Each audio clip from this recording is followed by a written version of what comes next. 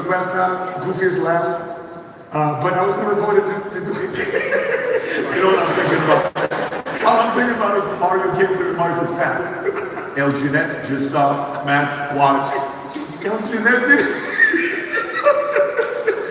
high school, your class clown. Had no clue where I was going. And because I had no clue where I was going, that's when I listened to the Marine Corps. And were you an athlete? Were you got playing sports? I was an athlete. I went to high school in the Berwyn-Cicero-Stickney area of Chicago, of somewhere else.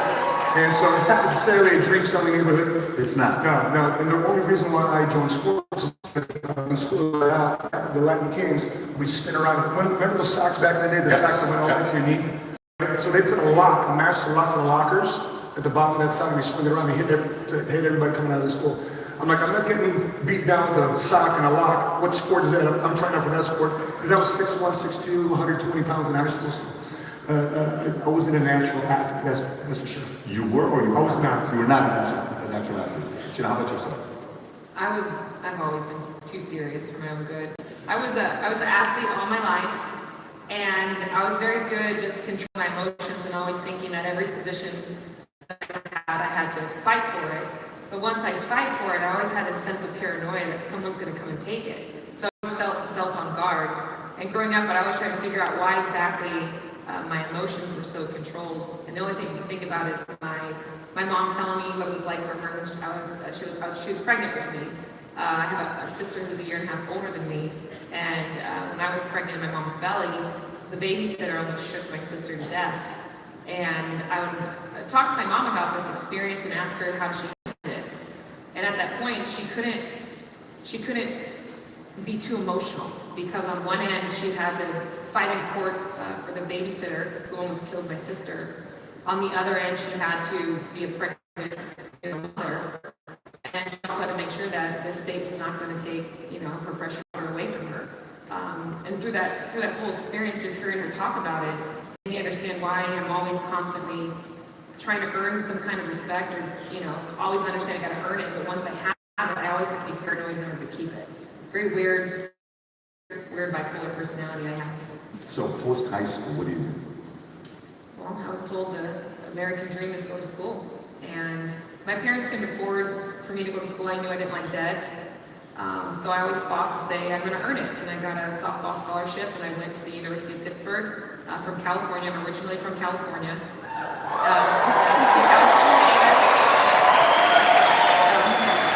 Born in Santa Clara, California, raised in Sacramento, California.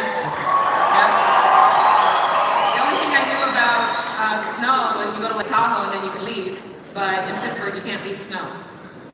To be independent, I was really on my own at 17, scholarship and all, but I had to fight for my position on the softball team. And of course, people, when you're fresh and new, people don't like the new kid on the block. So it's just the epitome of my whole life, just always having to fight for something.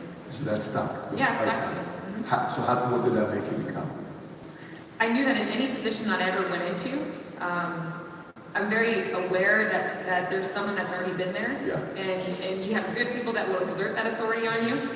And for me, I'm always a person that, just like I tell my son, like, you're not going to define me, and I don't care how long you've been here or how much you've been here. I'm going to earn my way to the top, and you're not going to be able to take it away from me. That's powerful. That is powerful. Now, after high school, what do you do? So I was in Marine Corps literally 6 months after coming out of high school. Not only did I go through boot camp, Marine Corps combat training, but I found myself in the Persian Gulf War. I was in Persian Gulf War, 18 years old. I remember at 18 years old, they said, hey, Marines, get upstairs to the ship's library to sign your will and get your life insurance. And get your Sign your will. Sign your will. And they were printing out a bunch of wills, sign a will, 18 years old.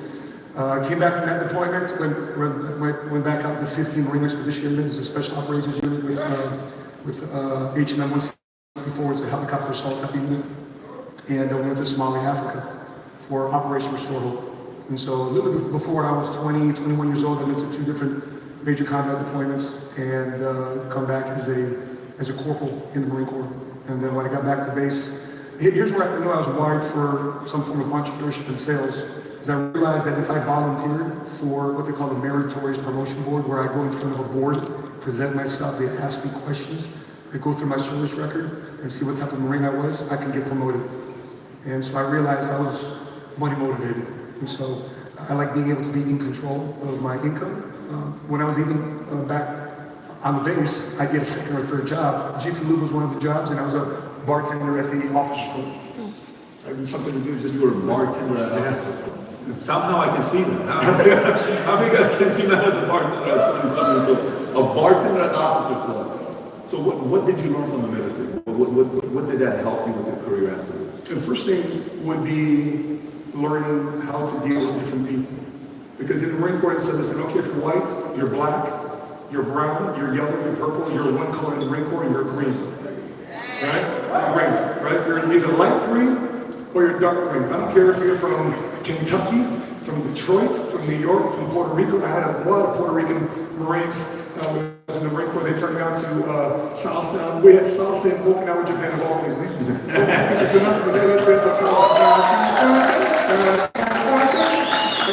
It was great. It was just all sorts of madness. And I realized that bullets and bombs have no bias or prejudice. And that we needed to work together as a unit. So go out, do our job, and come back together as a unit. Wow. So working together as a team. Take it as a team. Obviously, you're amazing at that with the company. You're phenomenal. From Marines to financial industry. So it was completely by accident. So I was a single file. I just went through a divorce, taking my boys. This was before cell phones. I was going to get my pictures developed at the local Walgreens. 1 hour express service. I went down to the Best Buy. I was in Southern California. Also partly exit 405. There's a Best Buy there. Okay? Interrupts me. And Patrick, listen, if I don't know you and you're another guy, I think this like violates a man rule. If I don't know you, another dude, don't talk to me. And so he says, that's the voice. He says, hey, you a Marine? You know, it was obvious high and tight. He says, no, I can tell by the way you walk. Okay, definitely don't say that to me in the bathroom. He interrupted me, and then he knows by the way I walk a Marine. But he asked me some profound questions. So what are you going to do? Are you going to be a Marine? I said, I'm going to be a lifer.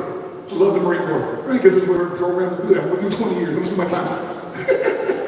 And he said, well, I'm just curious. Do you like money? I'm like, yes. He said, do you like a lot of money? I said, absolutely. Learning rules, anybody can get a job. But if you like money and you don't know the rules, then you don't really like money. So he's challenging me on yep. So if you want to learn money and how to have an alternative career outside of the Marine Corps, here's my card. And let's connect. I run a nature firm in Anaheim off of Brookhurst, Palma exit. And we'll have a conversation, come down to my office. And the crazy part, Patrick, I never called him. Never called him. He was in my breast pocket the whole time. I wanted to call him, just never had the confidence to do that because I said, what do I know about the financial industry? I don't have a background. Matter of fact, I just went through a divorce. I'm absolutely broke. He's coming to base housing. He just wanted to drop by. I wouldn't be here. Wow. And that's how you got to the industry. So I get to the industry. Amazing. So, Sheena, how about yourself? It was, I guess you can say it's by default. I met Matt by chance. I worked for a company, great company, Stryker Medical. And one of my hospitals, I said hospital equipment, one of the hospitals was the hospital that his mother was a nurse at, and she's been a nurse at for 40 years. So I was there one day, and that day was the same day he happened to be there, and the rest is history. And he would be going to these events and be talking to his guys on the phone, and I said, what are you talking about? Like, is this your job? Like, you're having fun? Because my world is like, you answer your BlackBerry, after 6 o'clock. And so I finally went out and said, I want to check this out for myself. And I looked at it and I said, I went to a convention. It was my very first time. And I looked in the audience and I'll never forget the visual that I saw was a room full of the most minorities I've ever seen at one time. Because I came from a corporate world where I was a minority. But in this scenario, the majority were minorities. And I said, I just want to be a part of this just purely by the fact that I see that visual. Like, that's a big deal. Because I think more people, because I'm going to have kids one day, and these kids are going to be minorities, and I want to be part of something that creates that kind of an environment for my own kids to say, hey, I can be a part of this. So that was the rest of it. That was the rest of it. Now let me ask you, how did you guys get together? How did that happen? Well, his version is different than mine. Let's hear both of them. How did that happen? So I went to go help my mother during Nurses Week. and I was helping her do a financial workshop for the nurses. And I'm setting up, of course, she keeps me short on time. Get there, it's supposed to be at 8 o'clock, get there at noon, right? And I just thought the nurses wouldn't be able to see me during normal shift time. You see me during a lunch break. That's what I thought. That's how I was processing. And so I look to my left, and I see Sheena. Boom. So I said, all I saw was hair. All right? I saw her like this profile right here. So I saw like, and so I looked at her. I love her profile. This profile, I love her profile. And so I was setting up with a doctor. He was doing a health stress test, and I was doing a financial stress test. And I said, listen, if you're not getting, he was single too. I said, if you're not going to talk to her, coin flip, go talk to her. And I said, I went up to her. I said, excuse me, miss, they're feeding people. Would you like to get some food? She says, that's okay, it's for the nurses. I says, so I'm prospecting, right? So I'm qualifying. I learned sales, which is confidence. I had zero game in high school because I'm in entrepreneurship sales. That's some game, right? So I was, she's not here. So I said, well, then what is it that you do? She said, this is what I do. What's that? I sell hospital beds. Oh, interesting. I've known so many hospitals. She goes, what do you do? I said, you're the doctor buddy of mine. We're doing are you a doctor? She's trying to qualify me after she go there. What's going on? She says, and she says, I'm not a doctor. And so, the chiropractors have that scale, that spine in the hips. So I picked it up. I said, I'm not a doctor, but do you like to be manipulated? You literally said it.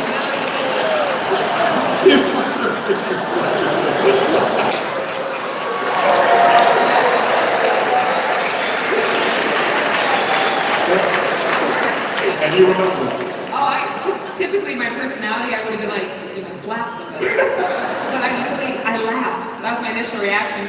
But what he doesn't know is, I saw him before he approached me, and I don't remember his face. I just remember this feeling that came over me, and I was like, what the heck? And I'm like, get over here. It's like, why are you feeling like a little high school girl right now? And so I was so nervous because I literally thought that, okay, I found the one because I've never felt that way before, and I think I found the one.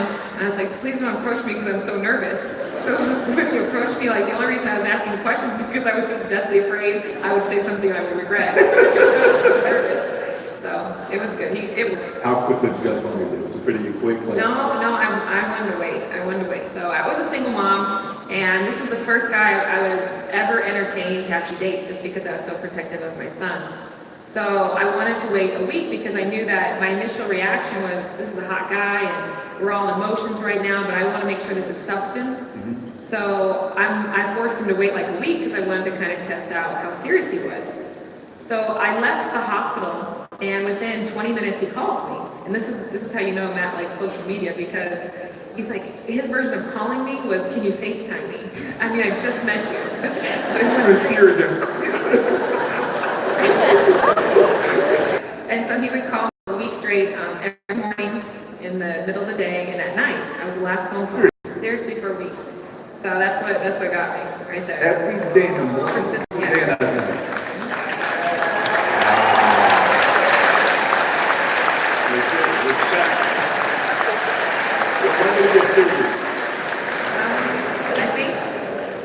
I think when we went to Hawaii, or before that. I think for me, what really sealed the deal was seeing how I was with my son. So when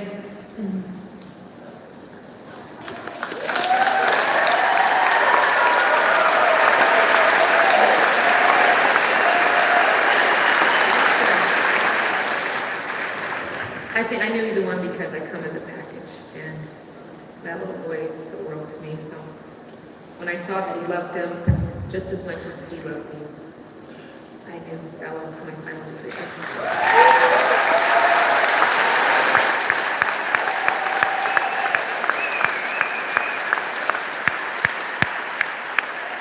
So you guys, did you start the business together at that point, or are you guys doing the business together or not yet? About 6 months. 6 months. Yeah, not so much. I mean, he was in the industry already, And he was established, and when I started, which is like, I understand when couples are in business and trying to work together, it's so important that you build your identity separate. So I would go in there and just try to do my own thing just to see, if I could really do this, without depending on anything from him. And I learned a lot about it, and at that point, right when we were getting it going, we were starting to work together, is when, the worst happens. We got everything taken away from us, and I didn't agree with it, I didn't like it. But I understood at that moment, because I remember being so crippled by what happened to us. And I didn't understand it, but I knew that one thing I did trust is that nothing happens without a reason to it. There's a purpose for it. And I remember when we had that, fateful meeting, that meeting I'm talking about. And I wedding, and it caught us so off guard. It took the rug right out from our feet. And I was so angry because I earned that stuff and it was ours. And I was devastated because I'm looking at one end, how are we going to take care of our son and our family? How are we going to do all these things? And I couldn't even take the pain. It was so dreadful, that pain that hurt so bad that you literally feel like you lose entire hope. And I was going for 3 days straight, and I remember him on the phone, and he'd be like, we're gonna find what our thing is. And he'd be on the phone just calling and calling and calling. And every conversation he had, I was like, no, that's not it. No, that's not it. Because I knew that the next decision that we made was so critical. And then I remember I just couldn't take the pain. I went to the bathroom, and I got down on my knees and I said, Lord, I'm gonna trust you on this one. It hurts really bad. I'm trying to trust you. And I just need you just to give me some relief in my heart and just tell me that there's a sign, that there's something that you're pushing us toward for a bigger purpose. Please just give me a sign. And I'm not lying when I say this. Literally 2 minutes later, you called him. Wow. 2 minutes later, you called him. And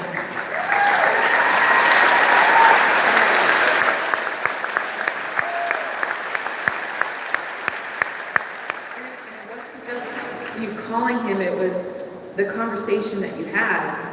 And it was the culture we're looking for, the environment, the people, everything was it.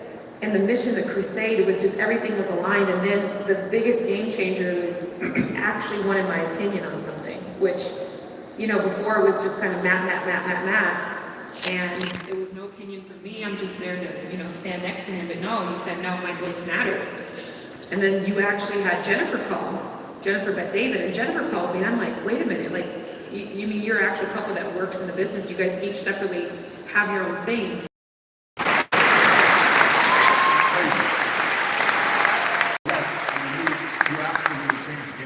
But my question for you was, Matt, we're looking at a lot of different things at the time. I know I was in Atlanta when you and I spoke. Sure. You sent me a message on Facebook and we jumped on the call. We had been introduced by Dudley Love, a friend of ours, and what made you want to choose PHP over all the other options that you had? Because people were wanting to get you guys to go to their company. Why did you choose PHP? It's funny, friend, Army veteran, Richard Love, he says, I've been talking to this guy, and he's at this company PHP, you might want to check him out. And naturally I Googled PHP and did some research, and I realized, that's Patrick the Baby, connect with me. Okay, no problem, shot you a Facebook message, then and then she prays, and then you call me. And so maybe I did a video on 10 reasons why I chose PHP Agency. And I would say the major difference would be, one of the first questions I asked you is number one, can I brand? Because I realized that in today's marketplace, there's two brands. It's your company brand as well as your personal brand. Right. And I want to make sure that I can attract people based on my personality, based on my brand, to build the company that I'm building. Right? And so the first question I asked right away, within a half of a second, you said, absolutely. You come over and you co-brand.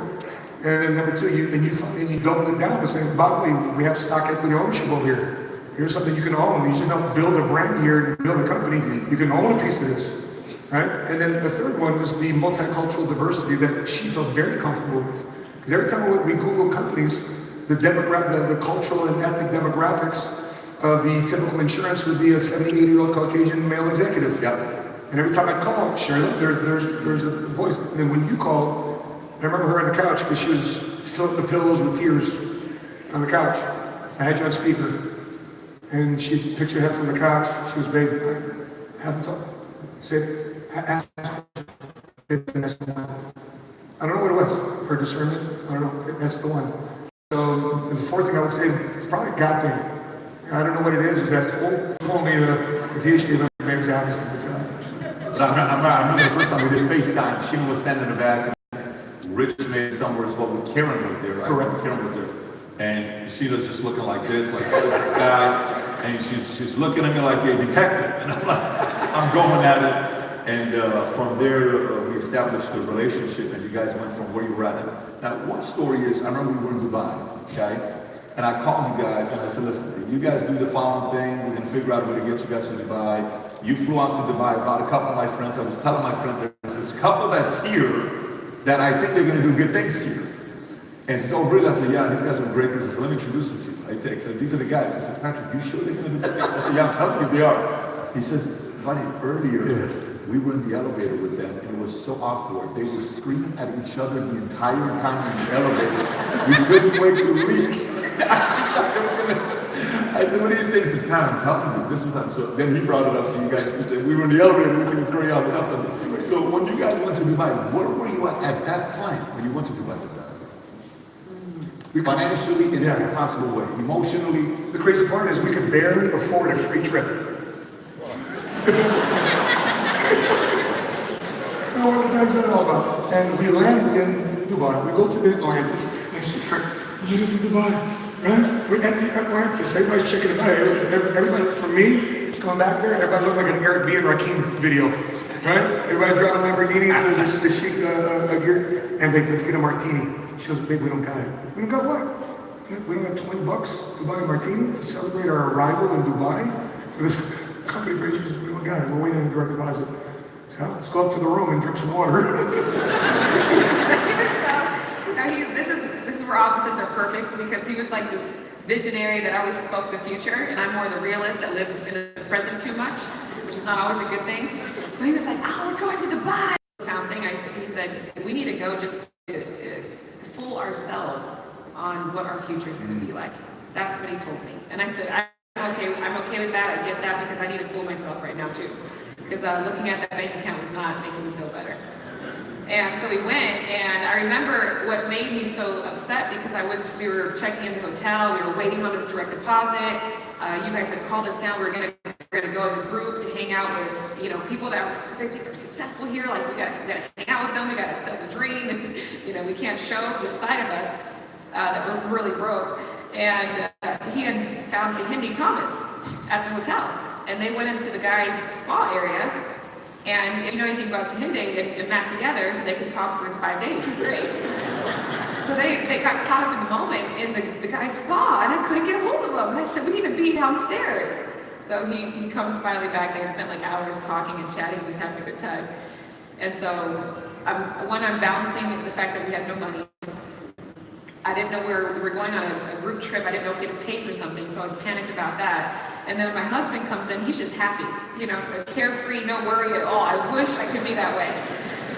And so I just let it loose, like everything that was inside of me, which is not okay, you just take it out. I just didn't realize those were your friends on the elevator. So let me ask you, prior to coming to PHP, what's the most money you made? What's the income you made the year before coming to PHP? I think it's We just scraped like about two. $200,000. 200,000. It was a Very very before coming here, like 160 to 200,000. Yes. Okay. Then you came to PHP. What happened after that income-wise? Year 1, year 2, year 3? Magic. Just, you don't understand the power of an environment, and to have mentorship examples of someone's telling you that actually did it themselves. And I honestly didn't believe it at first. He said, Sheena, you don't believe it. You don't believe that you're going to make $40,000 a month. I said, no, I said yes, but I was saying no. And then I said, you know what, I'm just going to listen to exactly what you tell me to do. And you were the first person that basically said, you need to, Sheena, actually participate in the business. It can't, just be Matt. You have to do it. And you told me, reach out to the ladies of PHP. And that was really profound to me. The environment of seeing other strong women actually participating in the business. So calling Marlene and talking to Ceci and helping them create my identity. I got on the phones and I started to say, you know what, this isn't as hard as I thought it was. And that's where I truly developed my niche about what role I was going to have in this business. And then combining with the skill set of my husband, I just started to see magic happen. It was beautiful, beautiful. I remember my first conversation, hour-long conversation with John Mason, hour-long conversation with James Graziani, hour-long conversation with Palaio, deep, long conversation with Jose and Gaetan about our festers, because we never did festers before, or how to onboard new entrepreneurs. And so when we came over here, this is something we never did in the previous 4 years of a former company. And then even for myself, doing an independent agent career, the most amount of money I made as an independent agent around $300,000, $350,000 a year. But 150 would go back out for direct mail campaigns. Would go spend 150,000 for seminars at a restaurant. So I really netted 100 as a personal producer. And so coming over to a building system, and then obviously coming over to the PhD building system, the biggest thing we experienced was culture and leadership. Your guidance and things that to create duplication. And when we came over here, and you coached us how to do all that, the blueprint over here, we went from $208,000 in our first year, second year, $646,000 net income take home. And within 38 months of us coming here, we hit 7 figures. I haven't looked back ever since. 38 months. 38 months. And what's impressive about this is this year, we are what? We're July 31st today. Tomorrow's August 1st, right? July 31st, $20 a month. Your minimum wage is now $100,000 per month. They're not amazing? Make some noise for me. So, the last question I have. Before we wrap up is, you know, you 5 kids together, you have a family, you know, you're running your business. He has 2 beautiful daughter twins. He's trying to do his thing to make sure he's not, you know, being too overprotective, but he's, you know, got his protection going around. But how are you guys making it work with running a business, with 5 kids, you know, with Jordan being born February 23rd, which is only 5 months ago? How are you guys making all that work and you're still growing your business? I get, you know, when you have a family, when you have people that are depending on you, and you're sitting there telling them you could be anything you want to be, you know, nothing can stop you, and you look at yourself and say, well, if I'm going to speak that to them, I need to speak that to me first. So for me, I had to break down a lot of barriers, a lot of misconceptions about what it means to be a wife and a mother, that I'm supposed to be this way. I'm supposed to, for this period of time, I'm supposed to be the only person that raises their children in my environment. So I had to just reshape the definition of what it means to be for everyday decisions that I didn't have control over before, but this platform, this business, this opportunity allows me to do. So the way I look at it is anything is possible with help. And instead of me thinking that I need to do everything, I just started to realize I need a lot of help. I need an army of individuals. We have amazing in-laws, I have amazing in-laws, I have amazing parents, I have amazing nanny, I have amazing staff of assistants, Karen, Robin, and Clubley, and I have an army around me that says, if I'm not doing it by myself and I have all of them, they make you look really good. And anything is really, really possible as long as you set your mind to it. That's how easy it is. I just learned I needed help. I need a lot of help. Wow, and that allowed you to build your business and still have the personal life as well. Now, what would you say to that? That would be it, just identifying our roles and understanding our strengths. Yeah. Making sure that we didn't buy into the whole work-life balance type of thing. We try to keep it down. So the last time I checked, it was that way. And so there's work-life integration, work-life harmony. And it's also know that we can come to a convention like this. The part about it, Patrick, is being able to say, you know what? Regardless of my parents' educational background, education, capitalism allows us to say, you know what? I can do all these things if I work hard enough. And if I work hard at the right things with the right infrastructure, with the right coaching and guidance and leadership, then this is something that I can manifest in my thoughts. And because most people want to get somewhere financially, they just don't have a plan. Most people want to get somewhere financially. Sometimes we come about how much money you want to make just to be comfortable. Right, what's the number? Don't know. You don't want to get there because nobody's ever asked you those kind of questions. You ask us those questions. You challenge us to that. And by the way, that's the reason why we're here today is because you keep challenging us. To have somebody in our corner say, go get some. I remember I was telling this to Ricky and Erica. I said, the first thing we heard from Patrick when we made $500,000 to impart what we learned from you into them.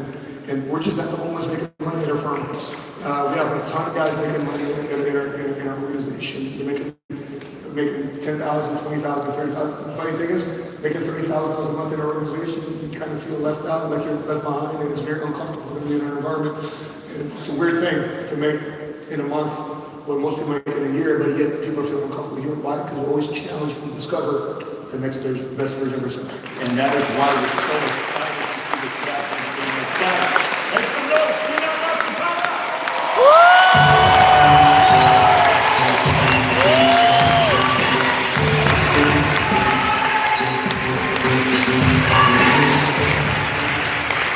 Ready? How awesome was that, by the way? Give it up for Matt and Sheila Zapata. Guys, listen to this. Come to the stage. I promise you, 90% of you guys are gonna be in tears after this. Come to the stage. Ray Mason, Gladys Pelayo,